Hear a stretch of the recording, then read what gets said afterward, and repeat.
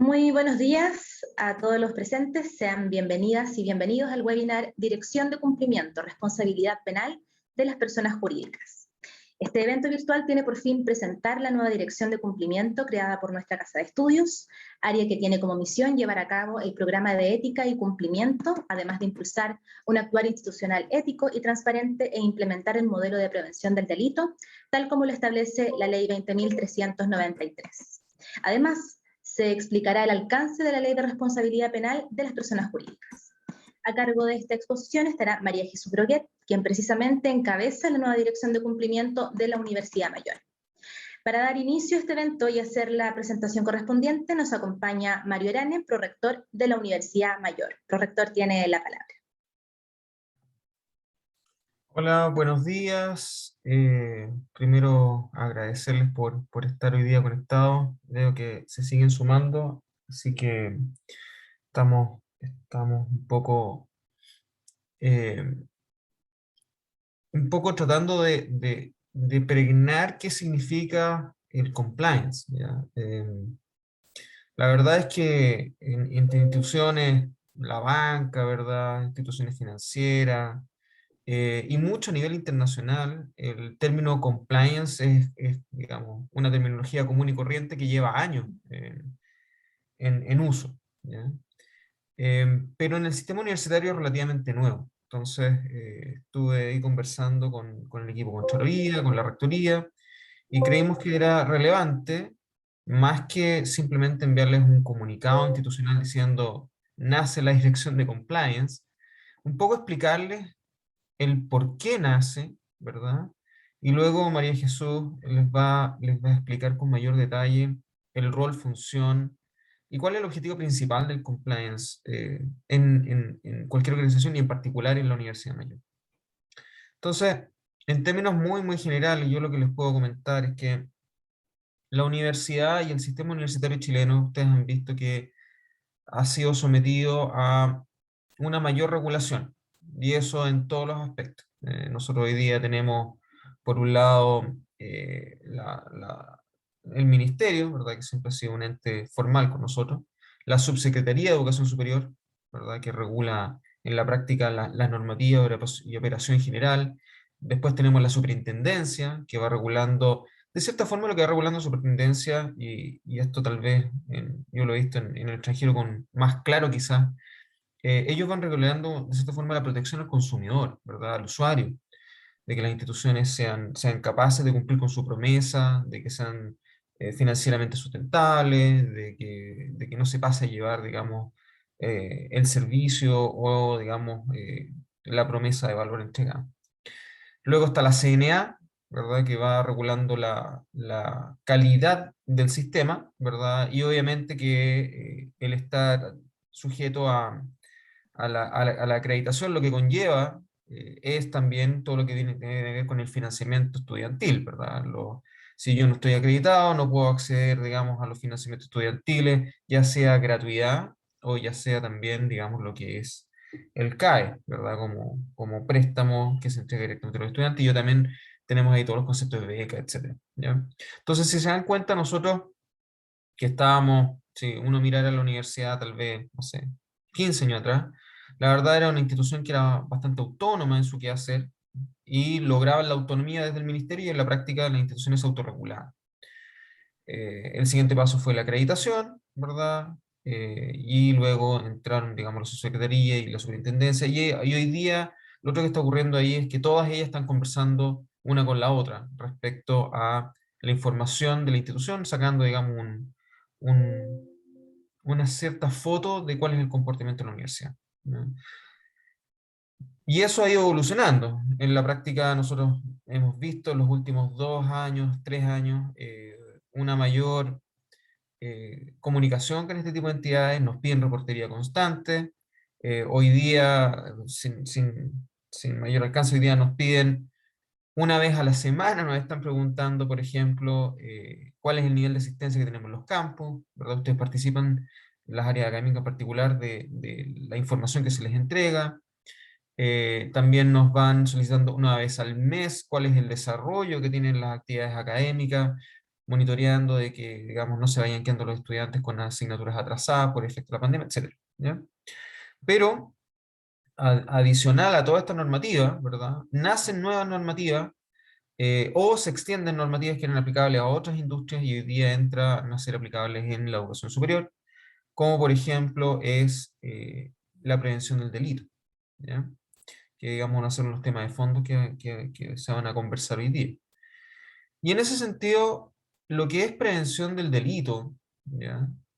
En la práctica tiene que ver con comportamiento, tal vez cosas en las cuales no estábamos tan acostumbrados, formas de pensar que tal vez para nosotros no eran tan relevantes, o registros que nosotros deberíamos mantener, que hasta el minuto no eran tan críticos, ¿verdad? Pero frente a la información que tenemos que entregar, frente a la responsabilidad que tenemos como organización y cada uno de nosotros como personas dentro de la misma organización, se hace fundamental que haya una unidad, ¿verdad? Una unidad institucional independiente, ¿ya? Que sea capaz de velar por primero, la correcta comprensión de estas normativas por parte de la universidad, ¿ya? La incorporación en su cultura, para que sea parte de nuestro diario, digamos, el entender que estamos sujetos a normativas a las cuales tal vez no creíamos que estamos sujetos. Y de cierta forma, o sea, obviamente ir actualizando esto a medida que van avanzando las normativas, colocar los modelos, los procesos, los protocolos, etcétera. Pero en particular, y esta es la mirada que le queremos nosotros dar como universidad a esta lógica, es que es proteger a la institución y protegernos a nosotros mismos, ¿ya? Porque en ese sentido lo peor que nos puede pasar es no estar en conocimiento, ¿verdad? Estar consciente de que mis acciones pueden tener consecuencias, ¿ya? Y en ese desconocimiento, como ustedes han visto, digamos, a nivel de la ley es ley, por lo tanto, si yo estoy en desconocimiento o no, ese es un problema de la persona, ¿verdad? Entonces, por eso es tan importante esta implementación, la formación de la unidad de compliance. En ese sentido, la unidad de compliance, a nivel estructural, y me imagino que también lo van a ver a nivel de organigrama, es dependiente de la Contraloría, ¿ya? No es una unidad de prorrectoría, tampoco es una unidad de Secretaría General, pero interactúa con nosotros, como va a interactuar con todos ustedes. ¿Y por qué está en Contraloría? ¿Verdad? Porque Contraloría es la unidad que le reporta al directorio sobre los posibles riesgos institucionales, ¿ya? Y también lo ayuda al directorio a poder controlar esos riesgos. Entonces, en ese sentido, es la unidad, digamos, la posición más estratégica para poder llevar a cabo estas nuevas funciones y poder incorporar culturalmente en nuestra organización esto. Desde la prorrectoría, y un poco cerrando, digamos, esta introducción, para mí era fundamental el poder contarles lo que es compliance y poder introducirles, digamos, y que conozcan a María Jesús y conozcan la unidad, porque al final nosotros desde la prorrectoría y luego entrelazado con la vicerrectoría, los decanatos, las escuelas, las direcciones, ¿verdad? Las carreras, los centros, nosotros llevamos a cabo la operación académica universitaria. Y ahí es donde ocurren las cosas, ¿verdad? Ahí es donde suceden, digamos, 1.000.000 de decisiones distintas todos los días. Y esas decisiones, si no estamos conscientes, digamos, si no estamos atentos a estas variables que tal vez son nuevas, ¿verdad? Para la operación universitaria, se nos puede escapar algo, ¿verdad? Y por eso es tan importante que ustedes conozcan lo que es compliance, que pregunten lo que tengan que preguntar, que se capaciten, que capaciten a sus equipos, ¿verdad? Que seamos, digamos, una organización que toma estas nuevas funciones que nos corresponden, estas nuevas responsabilidades de las cuales tenemos que hacernos cargo y entre todos protegernos respecto a estar en conocimiento y aplicar bien las normativas, ¿ya? Y en ese sentido también no es solamente, digamos, el proteger a la organización y protegernos nosotros mismos, sino también protegernos como comunidad. Si yo veo algo, ¿verdad?, que podría generar algún daño, o a la persona o a la institución, ¿verdad? Tengo que decirlo, ¿verdad? Es parte de nuestro rol como organización el protegernos uno al otro, porque como les digo, estas son nuevas formas a las cuales tenemos que ir acostumbrándonos y como todo proceso de aprendizaje, hay cosas que no se nos pueden escapar, ¿verdad? Y por eso, digamos, es importante que como comunidad colaboremos y digamos, nos protejamos unos a otros respecto a lo que sabemos y lo que no sabemos, ¿ya? Y en este sentido también hay mucha honestidad de decir, si no lo sé, pregunto, ¿verdad? Es mejor preguntar que cometer el error. Y en ese sentido, eso es un poco lo que les quiero contar. Hoy día, claro, tenemos algunas normativas bien particulares que entran en acción. Está todo el tema de prevención del delito que les van a explicar ahora. Estamos mirando con mucho detalle. Hay una mesa que está observando todo lo que tiene que ver con acoso y discriminación, ¿verdad? Que también es muy relevante tenerlo claro. Estamos trabajando en eso como universidad. Hay una mesa bien amplia que está trabajando en ese tema. Hace algunos meses atrás, ya casi más de un año quizás, instauramos una mesa de ciberseguridad que también tiene que ver con la protección de la institución, la protección de la información, tanto de todos nosotros como administrativas, autoridades, colaboradores académicos, pero también de nuestros estudiantes, nuestros prospectos, incluso de nuestros estudiantes internacionales que tienen normativas un poco distintas. Entonces, son nuevos tiempos, son nuevas formas, pero tenemos que verlo como un modelo al cual tenemos que insertarnos, entenderlo, eh, como les digo, preguntar, apoyarnos e insertarlo como parte de el modelo y la cultura organizacional hacia el futuro, ¿ya? Así que con eso, quería hacer una breve introducción nada más y ahora les dejo con María Jesús Droguet, que ella asumió como directora de compliance, para que les pueda comentar en mayor detalle qué es lo que significa y, digamos, cómo se va a ir implementando, digamos, el compliance y la gestión de compliance dentro de la organización. Agradecemos esta presentación del prorector de la Universidad Mayor, Mario Irane, muchas gracias. Y como él bien decía, continuamos con este encuentro dando paso a la exposición de la directora de cumplimiento de la UMayor, María Jesús Droguet. Ella es abogada con posgrados en probidad y transparencia, con experiencia en temas de cumplimiento, gestión del riesgo y anticorrupción. Dejo entonces con ustedes a la directora María Jesús Droguet. María Jesús, bienvenida. Muchas gracias, Patricia, muchas gracias, Mario, por la introducción. La verdad es que sin duda que lo que dijo Mario era la clave, digamos, de todo lo que es el compliance propiamente tal, una parte muy importante que tiene que ver, ¿cierto?, con la forma de hacer las cosas, con nuestros comportamientos, con lo que tiene que ver con hacer lo correcto, ¿no? Esta invitación mucho más ética, por decirlo de alguna manera, y también la parte más regulatoria, ¿no? ¿Qué es lo que hace nuestro legislador para poder empezar a incorporar estos conceptos éticos? El compliance viene de afuera, ¿no?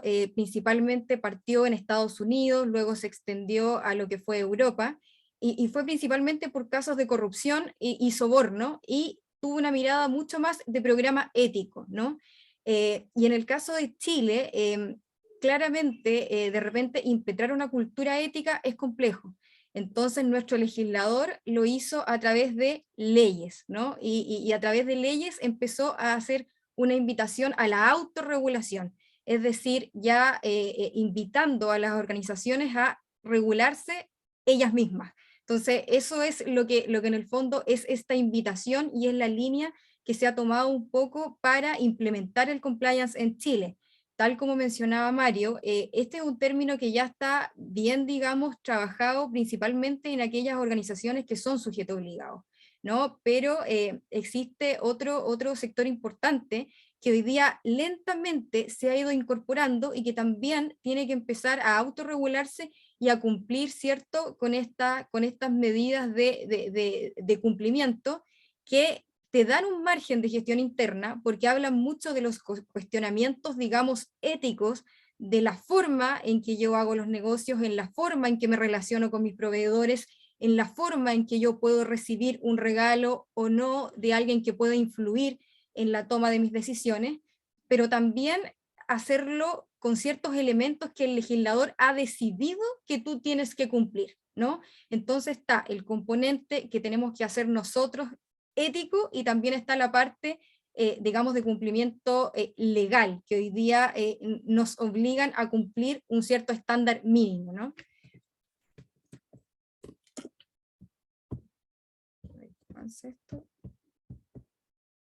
¿Se ve la siguiente slide? Ahí sí. Bueno, lo primero es que la dirección de cumplimiento, ¿cierto? Va a tener como misión principal implementar el programa de ética y cumplimiento. ¿Por qué hablamos del programa de ética y cumplimiento? Por lo que ya mencionamos. Hoy día el programa de ética es necesario porque es lo primero, es lo que nos va a sostener todo lo que tiene que ver en relación a los delitos que implica la responsabilidad penal de las personas jurídicas. El programa de ética es lo que nos hace cuestionarnos cada uno de los delitos que puedan estar asociados a corrupción. Entonces, eso va a ser, digamos, nuestro principio fundamental como para poder sostener nuestro programa. Y por otra parte, tenemos que implementar un programa de cumplimiento que va a estar asociado principalmente a lo que el legislador hoy día nos exige como estándar legal para nosotros poder cumplir y decir, ¿sabes qué? Nosotros estamos cumpliendo, no estamos cometiendo, digamos, estamos mitigando nuestros riesgos y hoy día nosotros nos preocupamos de no cometer delitos asociados a corrupción, manejamos nuestra relación con nuestros funcionarios públicos, manejamos transparentemente nuestra relación con los proveedores. Entonces, tenemos los dos márgenes, el programa ético, nuestro comportamiento, y nuevamente tenemos la parte del cumplimiento que está asociado específicamente a una ley, que la vamos a ver en un ratito más. Las funciones de la dirección de cumplimiento van a ser principalmente, ¿cierto?, hacer una identificación y controlar los riesgos que están asociados a los delitos que eventualmente se puedan materializar. Esto quizá, lo de las funciones va a ir quedando un poquito más claro a medida que avancemos en la presentación, porque esto está muy ligado a la ley, que vamos a ver después. Pero principalmente hay que identificar cada uno de los riesgos que están asociados a un catálogo de delitos específicos que hoy día pueden conllevar responsabilidad penal para la organización.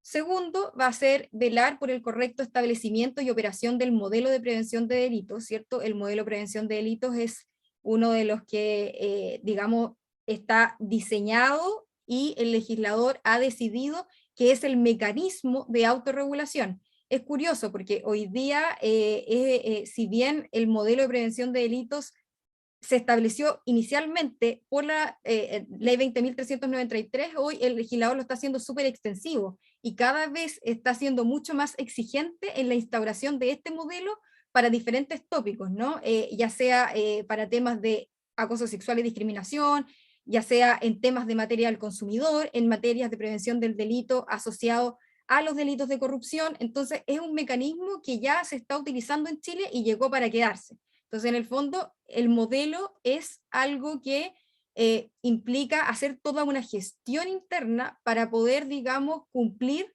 con el propósito que es evitar la comisión, ¿cierto?, de los delitos que vamos a ver en un ratito. Hay que obviamente ejecutar un plan de capacitación y probablemente hacer una concientización mucho más profunda en los temas de lo que es la cultura organizacional ética, y esto no tiene que ver con que pensemos en que las personas no son éticas per se, digamos, que es algo que obviamente muchas veces viene desde la casa o uno lo lleva a cosas mucho más coloquiales. Tiene que ver con la forma de hacer las cosas. En Chile la forma de hacer los negocios cambió. Hoy día las conductas que antiguamente eran aceptadas, hoy día definitivamente ya no lo son. Antiguamente era normal cerrar un acuerdo de negocios con una comida en la que yo aceptaba la invitación de un proveedor mío, digamos. Hoy día eso no es correcto, porque claramente esa acción puede influir en la decisión que yo pueda tomar a nivel de una contratación. Entonces, es esa forma de cambio en hacer las cosas es el trabajo que hay que hacer en concientizar. No es, digamos, es en el fondo cuestionarse esos comportamientos que antes eran correctos, pero que hoy día, digamos, no lo son.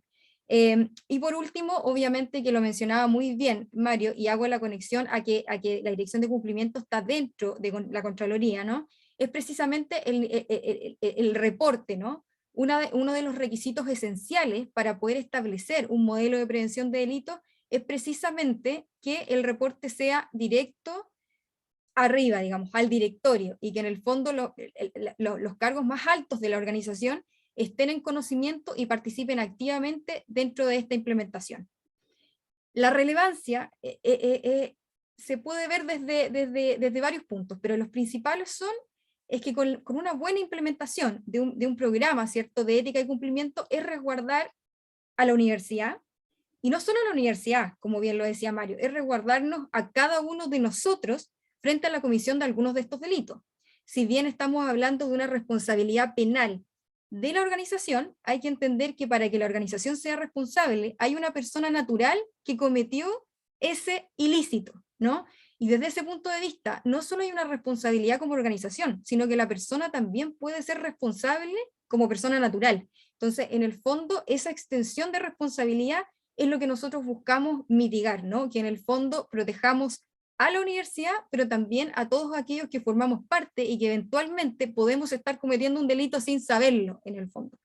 Lo segundo, obviamente, va a ser trabajar ampliamente en evitar, ¿cierto?, que se configure la responsabilidad a nivel de personas jurídicas, que eso tiene un impacto también reputacional muy grande, no solo a nivel legal, ¿no?, con las sanciones que hoy día concentra la ley, sino que además tenemos un daño reputacional no menor, que hoy día, como está la sensibilidad, tanto a nivel nacional, a nivel internacional, frente a estos temas, el impacto puede ser muy alto, sobre todo en el sentido de la universidad y lo que representa a nivel de comunidad y de los diferentes stakeholders, que eso también es muy importante, ¿no?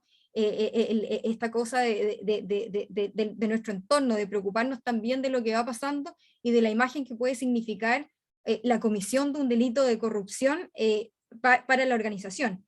Y obviamente, por último, impulsar y promover una cultura organizacional, ¿cierto?, que nos permita, lo que ya veníamos conversando, ver estos cuestionamientos de si es que estoy haciendo lo correcto, y si no lo estoy haciendo, bueno, prefiero preguntar, ¿cierto?, y evito llegar a cometer algún ilícito y darle un carácter objetivo a mis decisiones. Si yo sé que la decisión que estoy tomando es confusa, es difusa, bueno, entonces voy, pregunto, o la decisión yo no la tomo solo, digamos, me aseguro a través de mi equipo, o voy dándole un carácter más objetivo a las decisiones que voy tomando en mi día a día. Acá tenemos como un mapa bien general de lo que va a significar, ¿cierto?, el programa de ética, y también lo que va a significar nuestro programa de cumplimiento. Como ya habíamos hablado, el programa de ética, ¿cierto?, se va a enfocar principalmente en esta mirada súper importante que tiene que ver con construir ciertos códigos o ciertos lineamientos éticos, ¿no? Que en el fondo va a ser un catálogo de principios y valores que nosotros tenemos que tener de forma transversal en la universidad, y que en el fondo sean, digamos, ideas o principios que tengamos en conjunto y que estemos de acuerdo en que esa va a ser nuestra línea en la forma de actuar. Y esa mirada tiene que ser en hacer lo correcto, en hacer las cosas bien, que lo que se vea difuso, mejor transparentarlo, que es mejor decirlo a callarlo por miedo a estar haciendo algo incorrecto. Entonces, es esa mirada que tiene que estar enfocada, ¿cierto?, en el establecimiento de un código de ética, en que establezcamos un comité de ética, porque en el fondo, si nosotros nos ponemos de acuerdo con ciertos principios y valores, alguien tiene que estar revisando que eso se cumpla, que el acuerdo, ¿cierto?, de principios que nosotros hemos levantado, también seamos conscientes y podamos cumplir con eso. Entonces, la idea es reforzarlo mucho a través del establecimiento de un código de ética en el que nosotros podamos establecer, ¿cierto?, nuestros principios y valores que van a regir nuestro actuar. Y esto también dice mucha relación con el avance que tiene la legislación. Hoy día estamos hablando de una ley de responsabilidad penal de las personas jurídicas que tiene un catálogo taxativo de delitos. Pero eso va a durar muy poco tiempo. Hoy día ya tenemos un proyecto, que se los voy a mencionar un poco más adelante, porque es muy relevante, porque ya está trabajado y es muy difícil que cambie, que involucra un catálogo de 180 delitos que van a ser responsables de la persona jurídica. Entonces ya no estamos hablando de 8 delitos, sino que estamos hablando de un catálogo de más de 180. Y frente a eso, la única forma que vamos a tener de resguardarnos es que nosotros tengamos nuestros principios y valores súper claros y sepamos que en el fondo nuestra mirada tiene que ser hacer lo correcto. Entonces, esta cultura organizacional es lo que nos va a poder, digamos, cubrir frente a este avance de la legislación que últimamente ha estado, digamos, muy fuerte, y que probablemente el próximo año ya tengamos un catálogo gigantesco de delitos que nos puedan hacer responsables.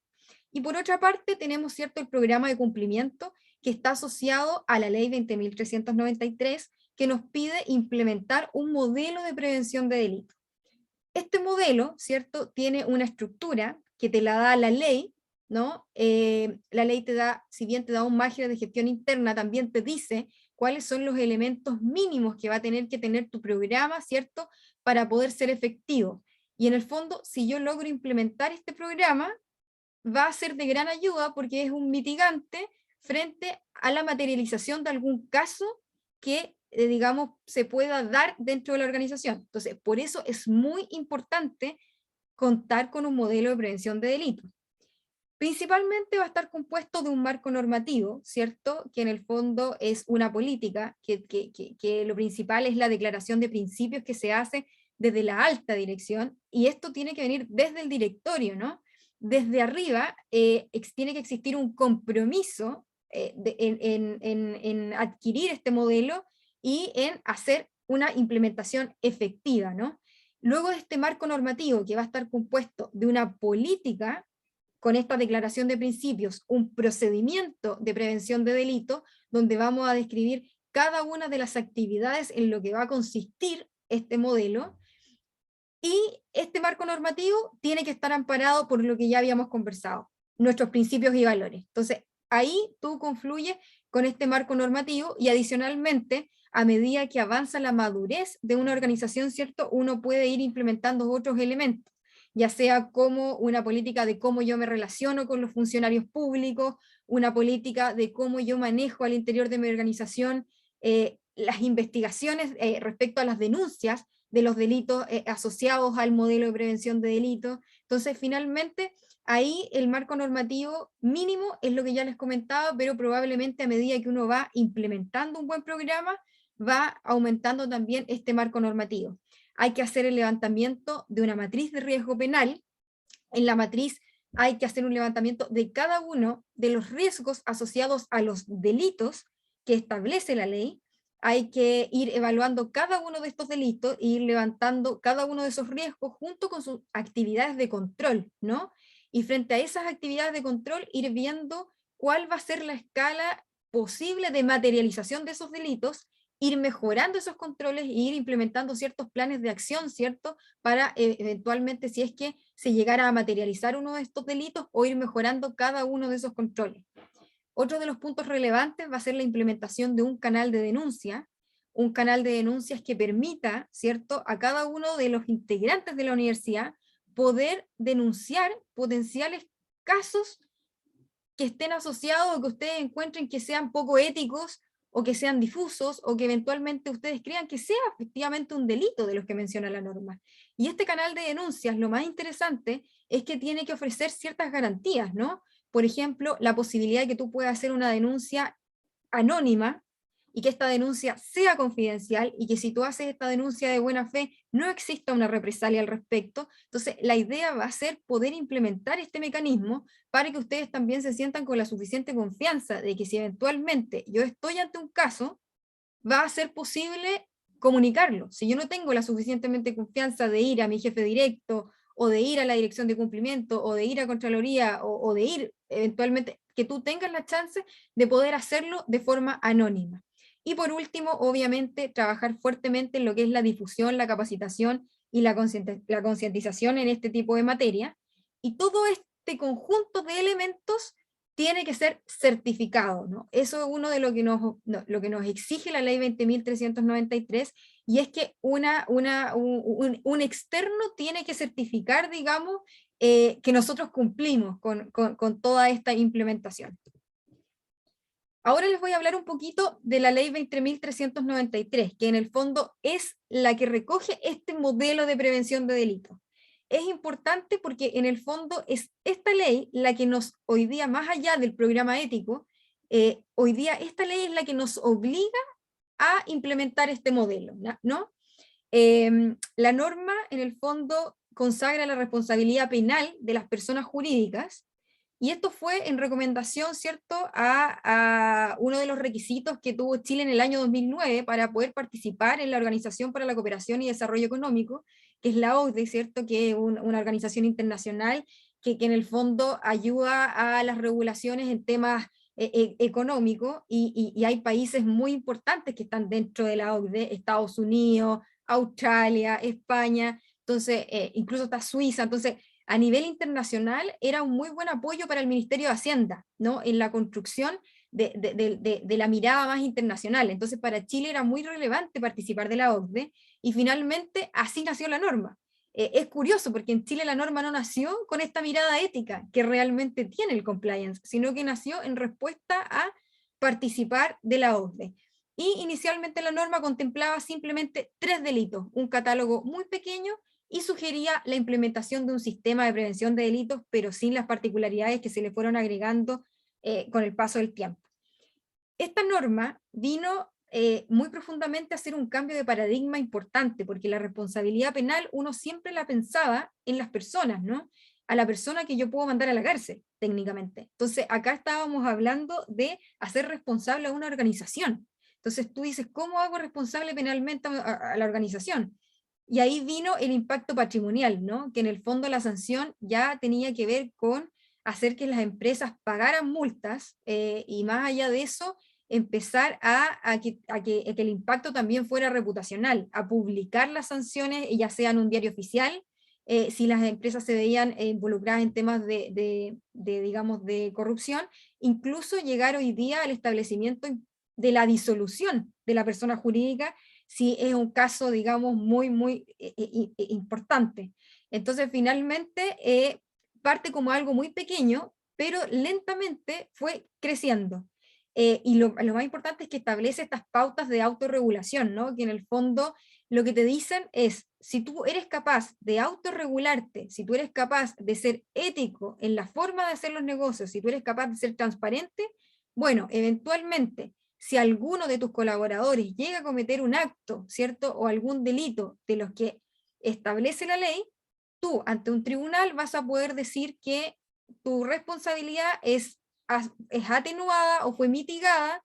Entonces no es una responsabilidad tan grande. Tú te puedes llegar a eximir o puedes llegar a mitigar tu responsabilidad, porque en el fondo tú cumpliste y estableciste, ¿cierto?, los debidos resguardos de comunicación, de cuidado y de establecimiento de los riesgos que eventualmente se podrían llegar a materializar en estos delitos. Entonces, es fundamental cumplir con las pautas de autorregulación ante la eventualidad de que esto se llegase a materializar. Y abajo reforzamos lo que acabo de comentar, que en el fondo es un tipo de responsabilidad penal que es por defecto de organización. Es decir, si nosotros adoptamos e implementamos este modelo de prevención de delitos, lo que vamos a sostener es que cumplimos con los deberes de dirección y supervisión que una organización tiene que tener frente a estos temas, ¿no? Es lo que pasaba mucho en los delitos de corrupción que se daban antiguamente, que finalmente se culpaba solamente a un colaborador y era de los que estaba más abajo, y finalmente la organización no se hacía mucho cargo del desconocimiento de lo que podía haber estado haciendo mi gerente, digamos, tras bambalinas, cerrando acuerdos a puertas cerradas. Entonces, hoy día la invitación es que tú tienes que tener un deber de dirección y supervisión respecto a lo que hacen las personas que están a tu cargo, ¿no? Y si yo logro tener este modelo y este nivel de mirada de lo que está pasando y de comunicarle a mi colaborador lo importante que es actuar éticamente, ahí la responsabilidad como organización disminuye, ¿cierto? Y sí sigue permaneciendo la responsabilidad como persona natural que tú puedes haber tenido al momento de cometer un delito o un acto de corrupción. Inicialmente, como les comentaba, esto partió el año 2009 y consideraba 3 delitos: el cohecho, el lavado de activos y el financiamiento del terrorismo. Entonces, hasta esa fecha eran delitos, sí, eran delitos importantes, pero no lo suficiente. Entonces, eran delitos que uno, ya, lavado de activos, cuando uno hablaba de terrorismo se veían delitos muy lejanos. El cohecho quizás fue lo que tuvo más impacto por el tema del relacionamiento con los funcionarios públicos. Luego, el año 2006 se incorporó el delito de receptación, pero ya el año 2018 vino un cambio pero fundamental en la forma de concebir la norma, digamos. Y es donde vino todo lo que fue el paso más grande en Chile, donde ya el compliance se hizo conocido y en el fondo todas las organizaciones tuvieron que empezar a implementarlo. Y es que vino la promulgación, ¿cierto?, de la ley 21.121, que en el fondo ya establece delitos mucho más importantes.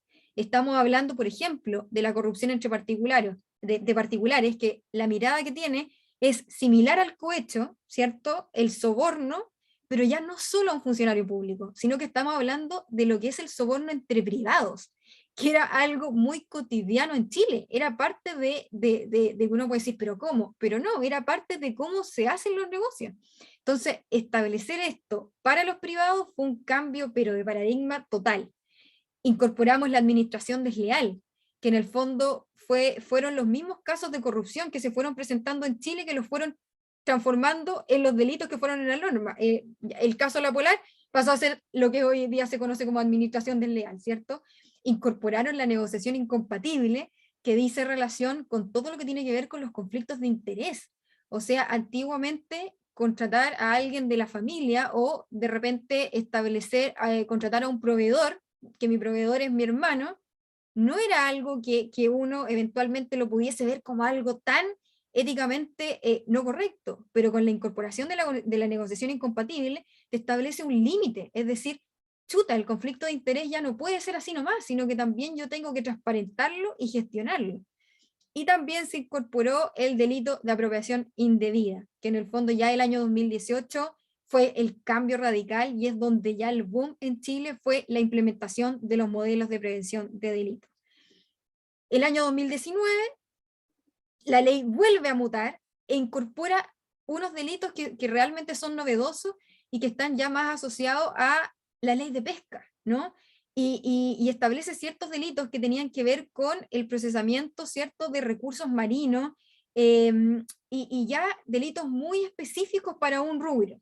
Sin embargo, dentro de ese catálogo incorpora un delito que puede ser mucho más transversal, que es el delito de contaminación de agua. Entonces, pasamos de delitos económicos como la corrupción a delitos medioambientales, y es en el fondo hacia dónde está emigrando la ley.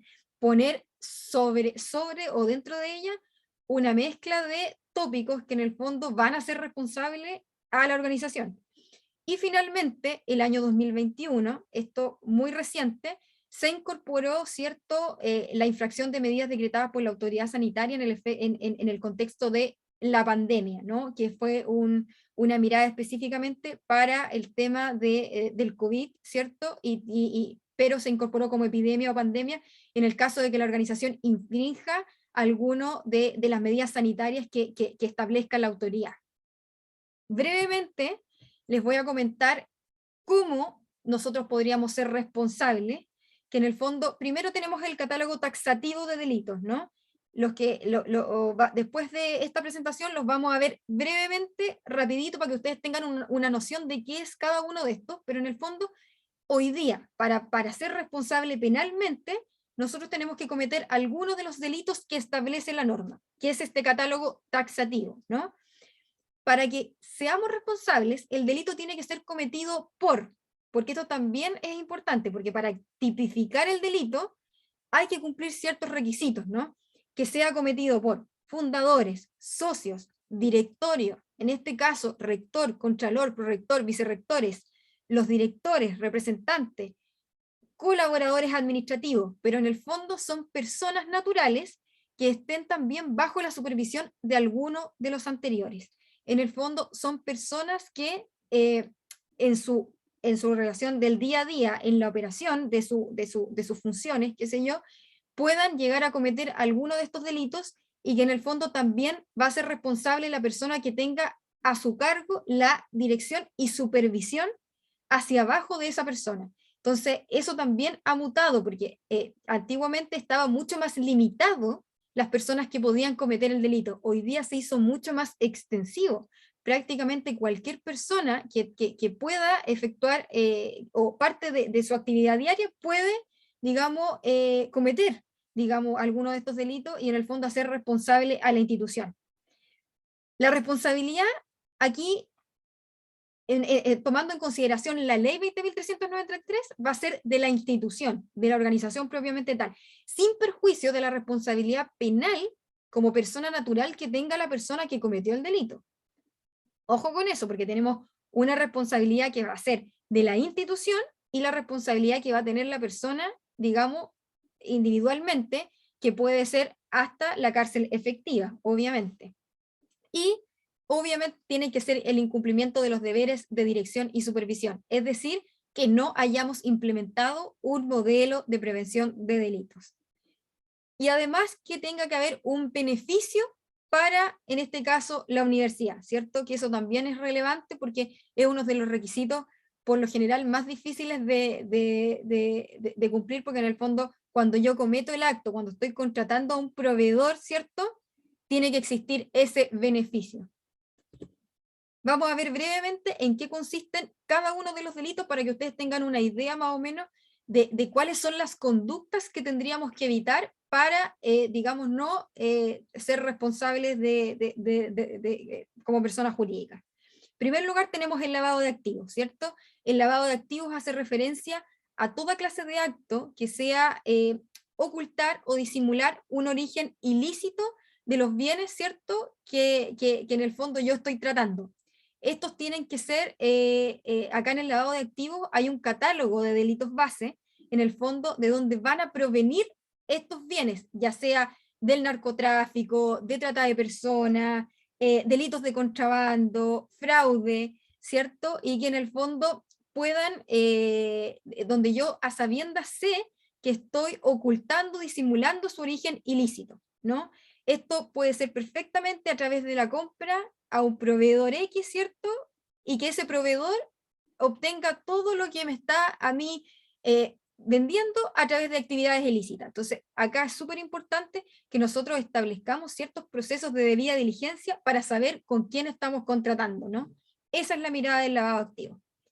El financiamiento del terrorismo también tiene una mirada muy, muy parecida, que en el fondo es saber también con quién estoy haciendo negocios, ¿no?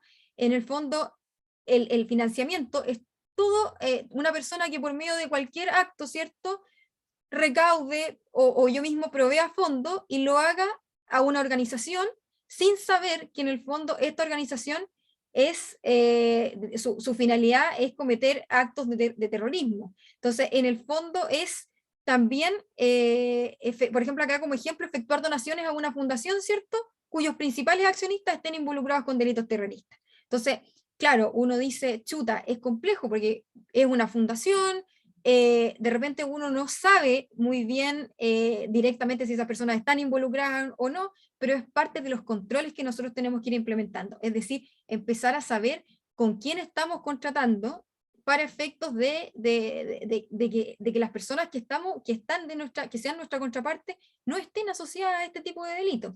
Y ahí vienen una serie de resguardos, ¿cierto?, ya sea a nivel contractual o también hacer una correcta debida diligencia respecto a todas las contrapartes de las personas con las cuales yo hago negocios. Luego tenemos uno de los delitos que sin duda es de los que más pegó fuerte cuando partió el tema de la responsabilidad penal, que tiene que ver, ¿cierto?, con el delito de cohecho. E inicialmente el delito de cohecho estaba mirado exclusivamente a los funcionarios públicos, ¿cierto? El soborno a un funcionario público, ya sea ofrecer o consentir en dar a un empleado público un beneficio, no necesariamente económico, sino que puede ser de cualquier naturaleza, para que éste, ¿cierto?, realice actos que ya sean propios de su cargo o omita realizar un acto, ¿cierto?, que tenía que hacer y lo omita en beneficio nuestro, en este caso, que nosotros le paguemos a un funcionario público, por ejemplo, perfectamente para que sea más suave en una fiscalización. Oye, yo te doy esto, pero porfa, acá la fiscalización hazla de cierta manera o regulada, ¿cierto?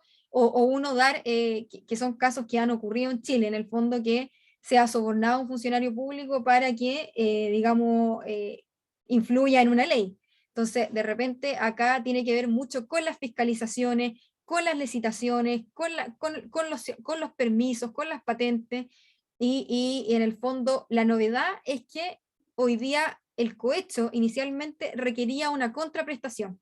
debía existir un pago para que yo pudiese cometer cohecho. Hoy día eso ya no es así. Hoy día el cohecho simplemente se puede cometer con el mero ofrecimiento. Hoy día la contraprestación puede no existir y el mero ofrecimiento es suficiente para que exista el delito de cohecho. La receptación de activos, ¿cierto?, que dice relación con la compra de objetos, ¿cierto?, que sean robados. También dice relación con lo que está muy conectado con lo de que hablábamos de lavado de activos, ¿cierto?, que hay que hacer una debida diligencia y nuevamente conocer a mi proveedor para que éste no me esté a mí vendiendo, digamos, artículos o bienes que sean robados. Y aquí empezamos con los delitos, ¿cierto?, que vinieron a cambiar la historia del compliance en Chile, de cómo se estaba concibiendo, y vino como toda esta transformación. Uno de los delitos que más tuvo digamos, power dentro de los corporativos fue sin duda el delito de corrupción entre particulares, porque en el fondo lo que hace es extrapolar lo que estábamos hablando de cohecho al sector privado. Es decir, cualquier empleado, y habla de empleado, ya no solo de ciertos cargos, es mucho más transversal, o un mandatario del sector privado, ¿cierto?, que solicite o acepte recibir un beneficio económico para favorecer la contratación de un oferente por sobre otro. Entonces aquí ya viene lo que se conocía, ¿cierto?, como este acuerdo que celebraban muchas veces los privados, dando preferencia a un proveedor porque ese proveedor me entregaba un beneficio económico directo, ¿cierto?, por sobre los otros oferentes. Aquí esto sin duda vino a cambiar toda la estructura, porque obviamente parte de cómo se hacían los negocios en Chile tiene que ver mucho con esto, ¿no? Y sin duda es el que tiene el impacto más grande a nivel de lo que es las empresas en Chile. Tenemos el caso de la administración desleal, ¿cierto?, que dice relación con la gestión de un patrimonio. Esto habla, la administración desleal está mirando mucho a los cargos que están más arriba, ¿no?, principalmente a lo que tiene que ver con finanzas y, digamos, en este caso lo que podría ser Contraloría, Rectoría, Prorrectoría, porque en el fondo son las personas que tienen los poderes de decisión más altos, y dice relación con la persona que tenga la gestión, ¿cierto?, del patrimonio, le rogue un perjuicio, ya sea porque está abusando de las facultades que se le entregaron, o porque en el fondo está actuando de manera poco diligente. Este es un delito difícil de configurar, está muy relacionado al deber de fidelidad que establecen las sociedades anónimas, ¿no?, y que tiene que ver con ocultar cierta información por parte de la persona que está gestionando este patrimonio, ¿no?, ya sea a nivel de que yo hago una mala gestión y la oculto de mi directorio o la oculto de la junta de accionistas, que eso pasaba mucho, que estoy gestionando, estoy abusando de mis facultades y en el fondo cometo ciertos actos dentro de la organización que no me están permitidos, celebro contratos, hago inversiones que se exceden de mi facultad y adicionalmente las oculto, ¿cierto?, de mi directorio o de mi junta de accionistas, que es lo que ha pasado en ciertos casos en Chile, donde ciertos gerentes generales, ¿cierto?, abusaron de sus facultades y además no las comunicaron a los directorios, y es por eso que nace el delito de administración desleal.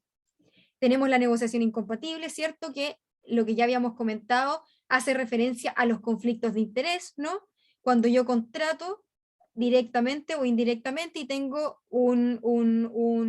incumplo las condiciones que me establece la ley respecto a con qué personas yo puedo contratar o no, ¿no? Y acá tiene que ver con el conflicto de interés, dice relación con contratar con personas, ¿cierto?, relacionadas, probablemente hasta el segundo grado de consanguinidad, o sea, estamos hablando hermanos, señora, hijos, digamos tíos, que en el fondo yo los contrato por una relación familiar, más que porque cumplan los requisitos que corresponden, ¿no? Entonces, acá lo importante del conflicto de interés, ojo, no es verlo como algo negativo, porque el conflicto de interés siempre se puede dar. Lo relevante es transparentarlo, ¿no? Y esto es muy, muy clave. Si yo tengo una relación de parentesco con la persona que es mi contraparte directa, yo tengo que transparentarlo. yo tengo que comunicarlo, yo tengo que ir y decir, ¿sabes qué? Mi proveedor está relacionado, no sé, a mi señora, ¿no?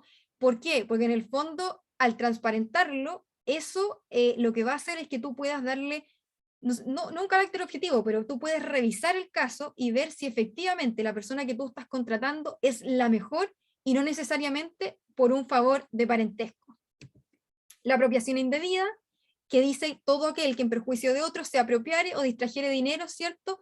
Habla de cosa mueble, acá no entran los inmuebles, que se hubieran recibido en depósito, digamos, este es el típico caso de los contratos de leasing, ¿no? Donde uno contrata ciertos bienes muebles, por ejemplo los computadores, yo tengo los computadores y finalmente cuando el contrato de leasing termina, yo no los compro o finalmente no los devuelvo. Entonces me estoy quedando con algo que en definitiva no es mío. Y ese es el enfoque de la apropiación indebida. Acá los delitos de la ley de pesca, brevemente, porque en el fondo no son atingentes por el momento en la universidad, ¿cierto? Pero en el fondo dicen relación de que cualquiera de nosotros esté involucrado en la comercialización o almacenamiento de recursos marinos, ¿cierto? Que se encuentren vedados, y esto es una norma que fue muy enfocada en la ley de pesca, y el único delito, ¿cierto?, que fue más transversal fue la contaminación de aguas, que en el fondo cualquier persona que ya sea esté involucrada, ya sea por algún accidente o por alguna falta en las medidas de control, ¿cierto?, y vierta ciertos contaminantes que puedan llegar a los ríos, lagos, mares y afecten en el fondo marino. Entonces son delitos que son mucho más específicos. Y por último, lo que ya habíamos comentado también, que tiene que ver con el incumplimiento de las medidas, ¿cierto?, sanitarias que imponga la autoridad. Hoy día, si como organización yo obligo a un funcionario a incumplir una cuarentena obligatoria, por ejemplo, eso sin duda va a acarrear responsabilidad para la organización, ¿no? Hoy día esto fue producto de la pandemia y es un delito que llegó para quedarse y ya se instauró de forma permanente, y en el fondo va a hacer que como organización cumplamos todas las medidas sanitarias que vaya imponiendo la autoridad con respecto a las cuarentenas y en el fondo a los que significan los pases de movilidad y todo lo demás. ¿Cuáles son las sanciones respecto al incumplimiento de estas pautas, cierto? Hoy día las sanciones, es complejo el tema de las sanciones, porque hoy día podemos ver que los casos de corrupción no siempre terminan con sanciones que son ejemplificadoras, y eso lo podemos ver. Hoy día con el caso Corpesca fue el primer caso, ¿cierto?, que en este caso el senador Jaime Orpiz va a cumplir condena de cárcel efectiva, pero en general en Chile muchas veces termina simplemente en una sanción que pueden ser clases de ética. Entonces, hoy día esto está mutando sustancialmente. Si bien hoy día las sanciones, como ustedes pueden ver, son multas que están establecidas en la norma, esto está cambiando enormemente, porque con el proyecto de delitos económicos, por ejemplo, la multa ya no va a ser 300.000 UTM, sino que va a ser de acuerdo al patrimonio de la organización. Es decir, el aumento de las penas privativas de libertad ya no va a poder ser una pena sustitutiva, como lo es hoy día, que hoy día yo puedo sustituir mi pena de cárcel. Eso también es otra de las novedades. Estamos hablando de cárcel efectiva para mi directorio, para los cargos más altos de la organización. Disolución de la persona jurídica, ¿cierto? Y obviamente hay el tema reputacional, porque hay que publicar que la empresa fue, digamos, la sentencia en un diario de circulación nacional, que en el fondo eso también tiene un impacto reputacional. Hoy día, como podemos ver, las sanciones no tienen un impacto tan grande, pero todo apunta a que en el muy corto plazo estas sanciones se van a endurecer tremendamente y la cárcel efectiva va a ser, digamos, transversal y ya no va a poder ser sustituida. La multa va a ser mucho más grande y tiene va a tener impactos mucho mayores. Brevemente, el modelo de prevención de delitos es un proceso preventivo y de monitoreo, ¿cierto? Lo que ya habíamos conversado, que a través de ciertas actividades de control vamos a ir gestionando todos los delitos que acabamos de conversar. Lo relevante es que no puede ser un modelo estándar, tiene que ser diseñado de acuerdo al tamaño, al rubro y a la complejidad que tenga la organización. Y esto es parte de lo que un tribunal también va a verificar. Por eso no nos sirve llegar y comprar un modelo hecho, porque acá está muy ligado a los procesos que tenga la universidad, y eso se tiene que ir viendo con las distintas unidades y se tiene que trabajar, digamos, transversalmente. Primero, se va a tener que designar a un encargado, ¿cierto? A una persona que esté a cargo del modelo de prevención de delitos, que implemente este sistema de prevención, que lo supervise y lo actualice, y además que sea capaz de certificarlo. Y eso va a ser con los elementos que ya habíamos mencionado: una matriz, un marco normativo, con ciertas cláusulas contractuales, con un canal de denuncia, con ciertos controles en la administración y en la auditoría de los recursos financieros, con ciertas inducciones y capacitaciones, y obviamente con cultura organizacional. Este es el caso típico que en Chile hemos tenido en los últimos años de corrupción, ¿cierto? Finalmente tiene que ver con que una empresa le entregaba al senador Jaime Orpi, ¿cierto?, los lineamientos que él tenía que consolidar en la ley, y él generaba boletas ideológicamente falsas. ¿Y por qué es relevante el caso Corpesca? Porque en el fondo Corpesca había establecido un modelo de prevención de delitos, pero nunca lo implementó. Por eso es relevante, porque en el fondo la sanción ya por sí sola era un delito, pero en el fondo el modelo de prevención de delitos, más que una prevención, funcionó como un agravante, ¿no? Y finalmente hoy día el senador, hace poco el ex senador fue rechazado el recurso que había interpuesto, y va a tener que, digamos, va a tener que cumplir con cárcel efectiva. Entonces, es como el primer caso, yo creo que en el fondo te da elementos importantes de lo que puede llegar a contribuir un modelo de prevención de delitos frente a un caso de corrupción. Lo que ya habíamos hablado, que el proyecto de delitos económicos introduce ciertas agravantes, ¿cierto? El comiso de las ganancias que tú obtengas, además de la multa, que es en relación a tu patrimonio, se amplía el catálogo de delitos. Estamos hablando que de este pequeño catálogo que revisamos vamos a pasar a 180, y además establece la figura de un supervisor para el caso de que el tribunal quiera meter a alguien para que verifique si efectivamente nosotros estamos cumpliendo nuestro modelo o no. Y por último, para cerrar, ¿cierto?, el desafío que tenemos hoy día como universidad y como dirección de cumplimiento, sin duda, es trabajar nuestra matriz de riesgo, trabajar con cada una de las áreas de la universidad para ir viendo sus procesos y ir viendo los riesgos con cada uno de los directores, ¿cierto?, en los que ustedes o nuestros directores, las personas que trabajan en la universidad, se pueden sentir expuestos a alguno de estos delitos, y que tengamos que ver resguardos específicos para cada uno, ir implementando controles e ir diseñando ciertos planes de acción, trabajar fuertemente en nuestro marco normativo para que ustedes también lo conozcan, para que sea, digamos, tengamos nuestro catálogo de principios y valores y estemos de acuerdo en su existencia, implementar lo que ya conversábamos, ¿cierto?, de este canal de denuncia, para que ustedes puedan comunicar cualquiera de estos temas que en el fondo a veces son difíciles de comunicar por el miedo, porque de repente es complejo decir que mi jefe o mi amigo está cometiendo un acto que quizás no es tan ético, pero sí establecer un canal que en el fondo permita esa confidencialidad y permita también ese anonimato al momento de que yo decida hacer una denuncia. Y por último, ya empezar fuertemente a capacitar y en el fondo hacer esta invitación a que nos empecemos a preguntar cómo estamos actuando, y si yo tengo alguna duda o alguna consulta, la haga, ¿cierto?, a la dirección de cumplimiento, ya sea a través del canal de denuncias que vamos a implementar, o a mi jefatura, ¿no?, que en el fondo me ayuden a poder tener ciertos lineamientos éticos, más allá de los valores que uno tiene y que vienen desde tu casa, en la forma en que lo hacemos en la universidad, ¿no?, en la forma en que contratamos, en la forma en que elegimos a la persona que va a trabajar con nosotros. Entonces, son ese tipo de cuestionamientos los que en el fondo nos van a ayudar a poder mitigar la comisión de alguno de estos delitos. Así que eso, ahora vamos a pasar a ver si alguno tiene alguna pregunta o alguna consulta. Le doy el pase a Patricia. Y muchas gracias, María Jesús, por esta exposición. Vamos a dar inicio, como decía, a un espacio de preguntas, por lo que si tienen dudas o consultas pueden escribirlas en la sección preguntas y respuestas o bien en el chat de esta plataforma web. Ya han llegado algunas consultas, así que voy a comenzar a leerlas. Aquí tenemos una, dice, ¿cuál es la estructura de la comisión de ética? Dice aquí Bien. Don Sergio Peñaneira. Dice, esto es relevante a efecto de dar directrices claras, entendiendo un mínimo jurídico de delitos, dice, y luego exigencias más altas. Entonces ahí, María Jesús, nos puedes explicar. Buenísimo, es súper interesante lo que es difícil de repente instaurar, ¿cierto?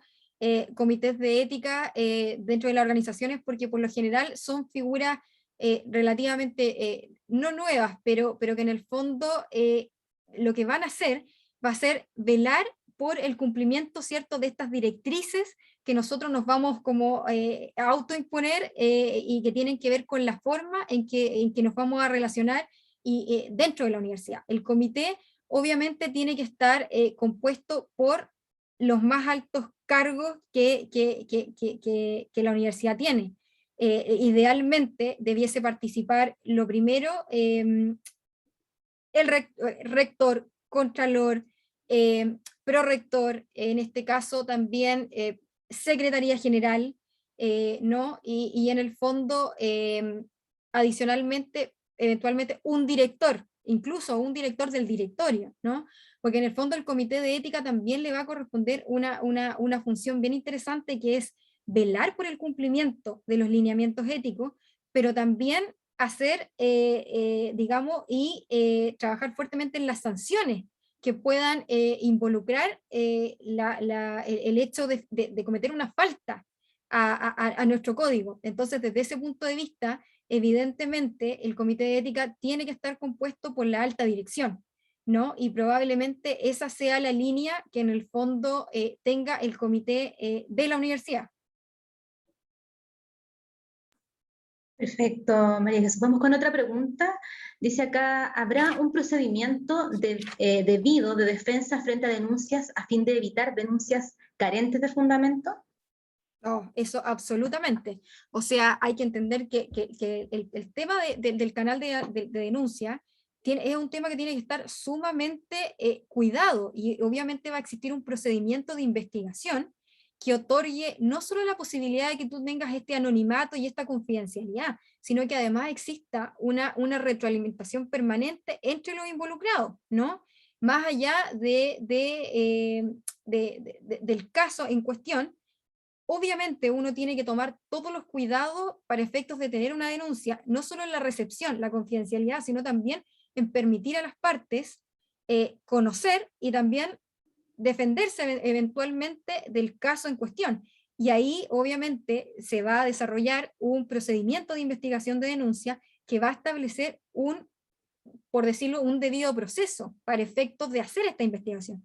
Se va a hacer una investigación formal con ciertos plazos, ¿cierto? Y en el que efectivamente se va a llegar a una resolución post de lo que significa una investigación formal, tanto de la parte, digamos, que denuncia, porque puede ser anónima, pero también la persona se puede identificar, pero también va a haber una retroalimentación importante con la persona a la que en el fondo estoy denunciando. Pero todo eso va a estar resguardado en una investigación que permita, ¿cierto?, el debido proceso y digamos que no sea algo súper antojadizo. Esto tiene que estar sumamente regulado, y obviamente va a estar todo dentro de lo que es nuestro procedimiento de investigación de denuncia. Perfecto, María Jesús, muchas gracias. En honor al tiempo, tenemos que ir ya cerrando esta exposición. No sé, María Jesús, si tú quieres hacer alguna acotación al final, algunas palabras al cierre. También invito a Mario si es que quiere hacer algún comentario, o si quieren mencionar también la forma en la que las personas que asisten ahora pueden hacer sus consultas, si surgen más adelante. Bueno, la verdad por acá, desde la Dirección de Cumplimiento, hacerles la invitación a que nos contacten. Por favor, si tienen alguna duda, quieren profundizar en algún delito que no se entendió, esto es relativamente nuevo en la universidad y probablemente es difícil de internalizar. Pero reitero lo que hablaba de Mario al comienzo, que en el fondo nuestra misión es cuidarlos. Yo sé que a veces uno piensa en la responsabilidad penal de la persona jurídica como una carga más de cumplimiento, ¿no? Pero no es así. En el fondo lo que queremos es que ustedes se cuiden de no cometer alguno de estos delitos, porque en el fondo también hay una responsabilidad como persona natural, ¿no? Y eso es lo que le va a pegar en el fondo a la universidad. Entonces es esa invitación a empezar a preguntarnos, oye, ¿es correcto? ¿No es correcto? Entonces, desde ese punto de vista, vengan, pregunten, si tienen alguna duda, vengan y la vamos resolviendo y las vamos viendo en el camino. Pero en el fondo es empezar a generar esos cuestionamientos y usen a la dirección de cumplimiento. Si bien estamos dentro de Contraloría, nosotros no tenemos la función de control. Nuestra función es cuidar. Y desde ese punto de vista, por favor, siéntanse en plena libertad de recurrir, digamos, al equipo ya en el fondo a hacer las consultas que quieren.